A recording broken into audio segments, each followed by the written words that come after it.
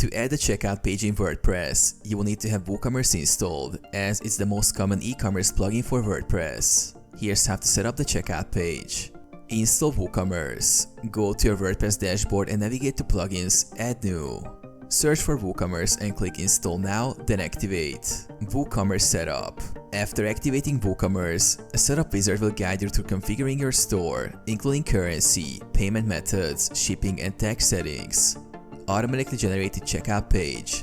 During the WooCommerce setup, a checkout page will be automatically created. To confirm, go to Pages in your dashboard.